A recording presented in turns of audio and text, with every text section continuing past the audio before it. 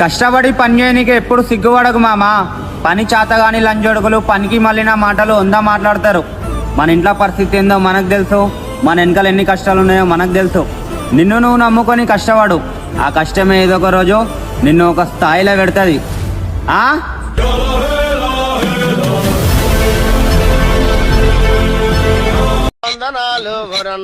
ఆకాశ్, కొత్త ఫోన్ కొన్నాను. మ్యాజిక్ చేసి నువ్వు ఏ కలర్ అంటే కలర్ మార్చేస్తాను. ముందు నీ ఫేస్ కలర్ మార్చుకోరా, చూడలేక చచ్చిపోతున్నాము. ఆ ఒక్క మాటతో లేచి 2 జేబుల్లో చేతులు పెట్టుకుని నడుచుకుంటూ వెళ్ళిపోతున్నాను. నేను ఎక్కడికి వెళ్తాను కూడా నాకు తెలియదు. ఆకాశ్, కొత్త ఫోన్ కొన్నాను. మ్యాజిక్ చేసి నువ్వు ఏ కలర్ అంటే కలర్ మార్చేస్తాను.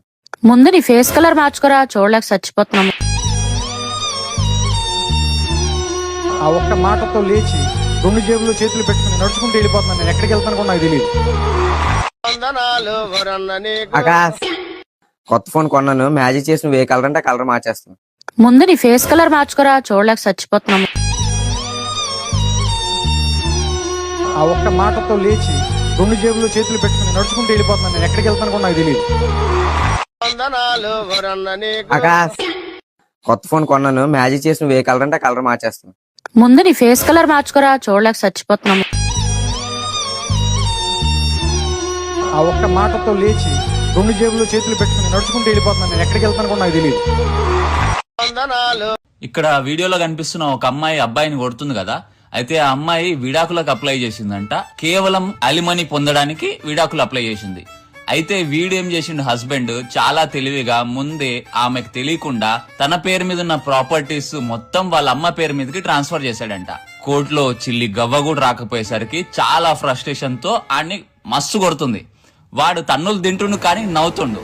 అసలైన మగజాతి ఆనిముత్యం వీడు. మగవాళ్ళందరి తరపు నుంచి బిగ్ సెల్యూట్ రా బాబు నీకు. నీ సుల్లికి సలాం, నీ గుద్దకి గులాం.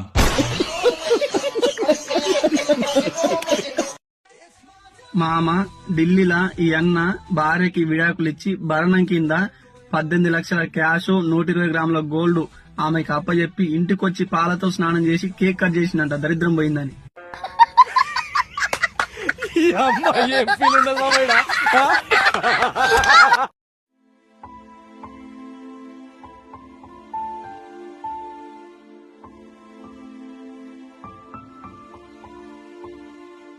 ఏంటమ్మా మళ్ళీ వచ్చారు?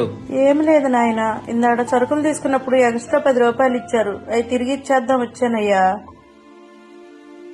అయ్యో అవునా? మరి అలాంటప్పుడు రేపు తీసుకొచ్చి ఇవ్వచ్చు కదమ్మా. ఎందుకు ఈ టైంలో తీసుకొచ్చావు? అవును, ఇందాక 20 రూపాయల గురించి బేరం ఆడావు. నేను ఎక్కువ రేటు కూడా అమ్ముతున్నాను అన్నావు. అది ఇందాక గొడవ పడింది నా డబ్బుల కోసం. ఇప్పుడు తిరిగి ఇచ్చింది మీ డబ్బులయ్యా. అక్రమంగా వచ్చింది ఏది మన దగ్గర పెట్టుకోకూడదయ్యా. ఎవరో చూడలేదు కదా నా డబ్బులు నేను తింటే భగవంతుడు చూడకుండా ఉంటాడయ్యా. అది నా బిడ్డలకు శాపం అయ్యా.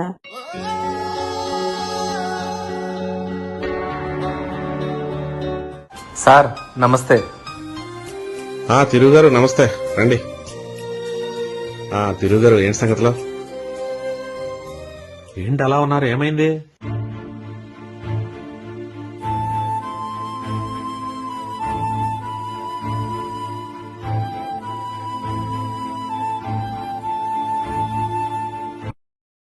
సార్ మీరు నన్ను క్షమించాలి.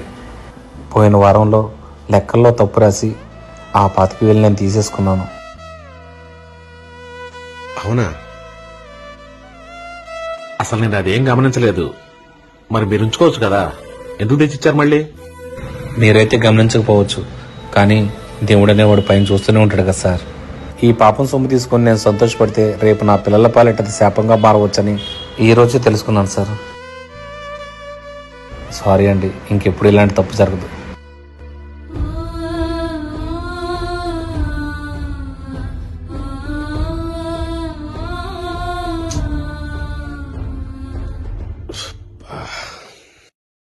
ఏమైందండి? ఎందుకు అలా ఉన్నారు? ఏం లేదు పావని, తను డబ్బులు ఇచ్చెళ్ళాడు కదా, అదే ఆలోచిస్తున్నా. పోనీలండి, తప్పు చేసినా సరిదిద్దుకున్నాడు, అది గొప్ప విషయమే కదా. మన కష్టం మనకు మిగిలితే చాలండి. మోసంతో వచ్చేది ఏది కూడా మనకు వద్దండి. ఆయన చెప్పినట్టు అది ఎవరి బిడ్డలకైనా శాపమే కదండి.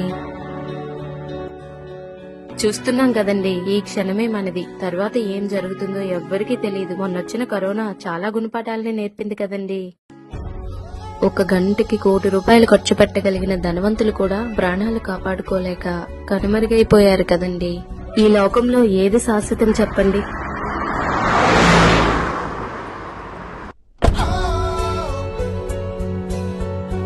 మా ఎవరు కావాలండి? నువ్వు జ్యోతి వాళ్ళ అమ్మవే కదమ్మా? అవునండి. ఒక్కసారి అమ్మను పిలుస్తావు తల్లి? అలాగేనండి.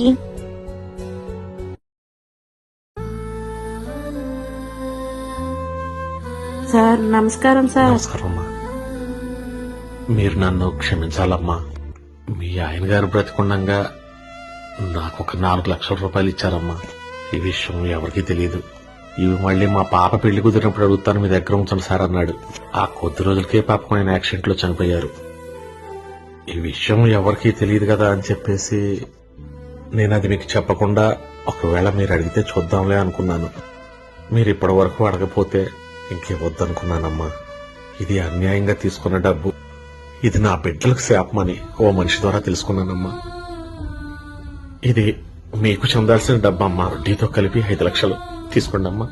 నేను అప్పుడే మీ కష్టాల్లో ఇవ్వాల్సిందమ్మా. తప్పు చేశాను, క్షమించుతాను.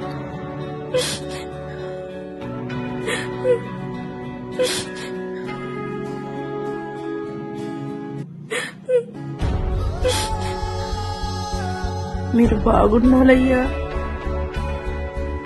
ఇంకొకరి కష్టాన్ని నువ్వు అన్యాయంగా తింటున్నావా? ఇది భగవంతుడు చూస్తూనే ఉన్నాడు. ఇది మీ బిడ్డలకు శాపం. ఇగో అన్న, మీ కుక్క ఫోన్ చేసినట్టు, తీసుకో. కుక్క ఎవరిచి నీ కుక్క ఇటీ? ఇంకొకసారి మా గర్ల్ ఫ్రెండ్ కుక్క గిక్క అంటే మంచిగా ఉంటుంది చెప్తున్నా. మరి ఇటుకెళ్ళి ఎవరి కోసం చెల్లెని కొడతావారా నువ్వు? అమ్మా, ఆమె కేవలం మా గర్ల్ ఫ్రెండే కాదమ్మా. చెక్కనా చెక్కనా? కొడక్క ఇప్పుడు రారా కొడక్క